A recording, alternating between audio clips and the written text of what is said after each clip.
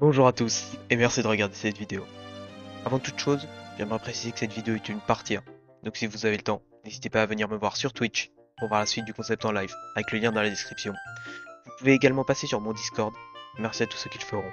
On peut maintenant passer à la vidéo pour regarder Fire 260 sur Zelda Breath of the Wild avec seulement 4 boutons.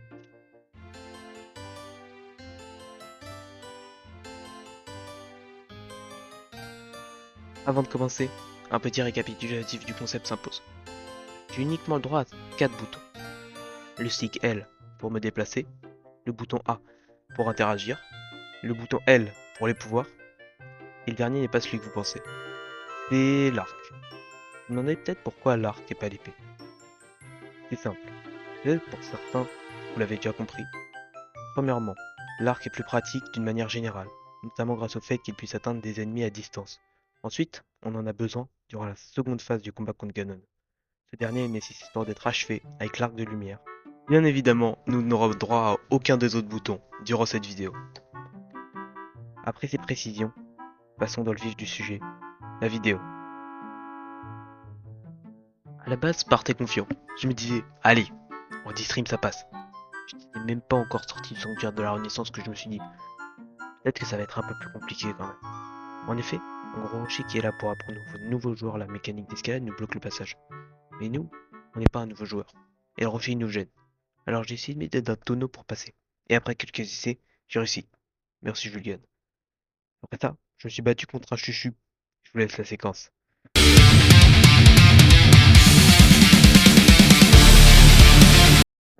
Voilà.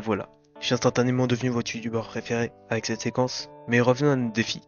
Je vais vous expliquer globalement en quoi consiste le plateau du prélude, que j'ai dû le refaire 3 fois, car je m'étais trompé dans l'ordre des sanctuaires. Tout d'abord, on commence par faire la tour et descendre de plateforme en plateforme. Rien de bien compliqué pour le moment. Après, on sera au sanctuaire de Polaris. Le truc pratique, c'est qu'il y a un gyroscope, donc on peut enfin changer l'angle de ma caméra. Et ça, c'est cool. Le pouvoir Polaris sert à déplacer des objets métalliques, et on va en user pour déplacer ce qui nous permettront de réparer un pont pour accéder au second sanctuaire. Mais on a un problème. Je n'ai pas accès à la sacoche. Et je ne veux par conséquent ni consommer de plats, ni équiper un habit anti-froid. Par chance, des petites sauvegardes par-ci par-là tout au long du chemin m'ont permis d'arriver au sanctuaire assez rapidement et sans trop de problèmes. Mais au moment de sortir, il fait de nouveau froid.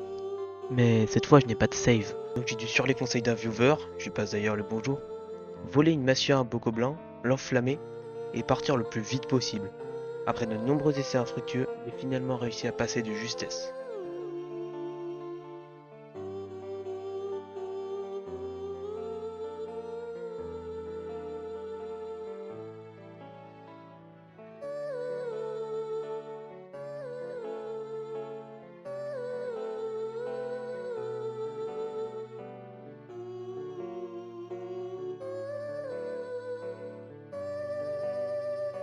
Puis, je me dirige vers le sanctuaire des bombes. Après l'avoir terminé, je vais vers ce camp de Boko, car je sais que derrière ces planches il y a des flèches explosives.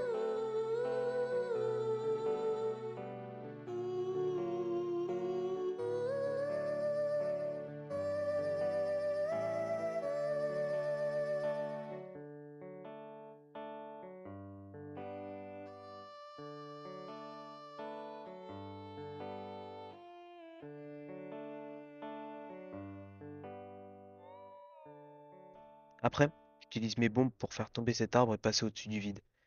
J'escalade ensuite cette falaise et fais le sanctuaire. A noter qu'à cet endroit, j'ai utilisé mes flèches explosives pour déplacer cette boule.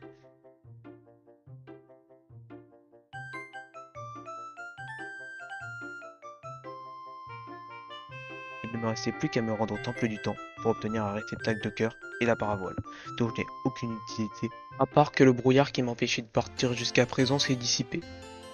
J'ai donc désescaladé le plateau et me suis retrouvé dans le royaume d'Hyrule. Puis je suis remonté pour récupérer un meilleur arc. Mais ça aurait été trop facile.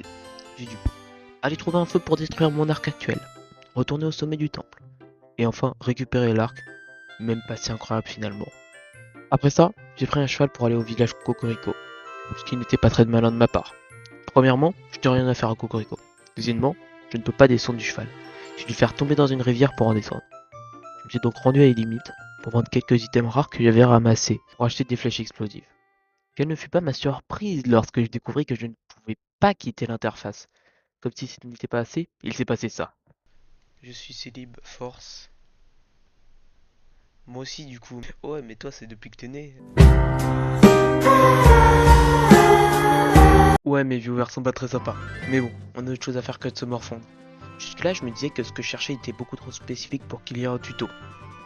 Parce que je n'ai que 4 boutons et que les méthodes de farm en nécessitent plus. Mais finalement, en cherchant un peu, j'ai trouvé une vidéo qui expliquait qu'un camp de Bokoblin en Akala se battait avec des flèches explosives.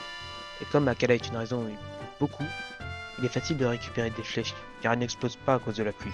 Alors je me suis rendu à Akala et j'ai farmé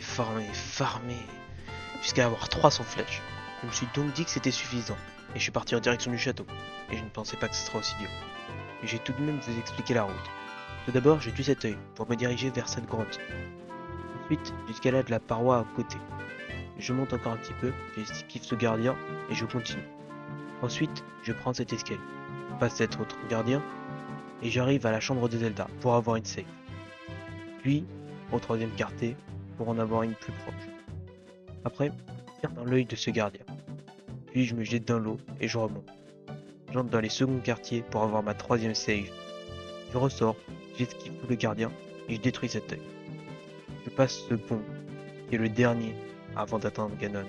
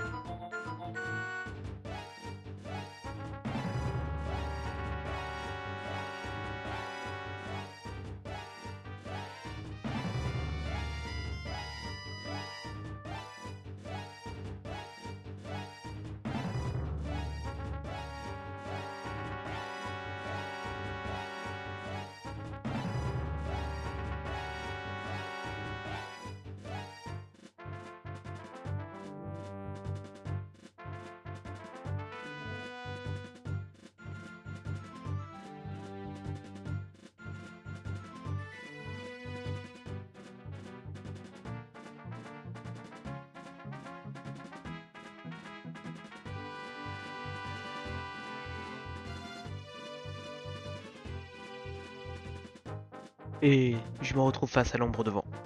Mais quelque chose que je n'avais pas prévu, c'est que je lui fais seulement très peu de dégâts.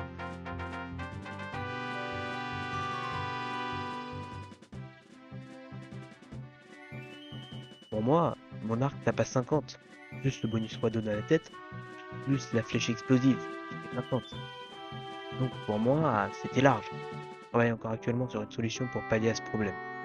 Mais si vous voyez cette vidéo, c'est que je l'ai trouvé, et que je vais reprendre les streams. Alors si vous voulez me soutenir, et que vous êtes encore là, abonnez-vous, mettez un like, venez sur Twitch et Discord, on se reverra bientôt. Là, portez-vous bien.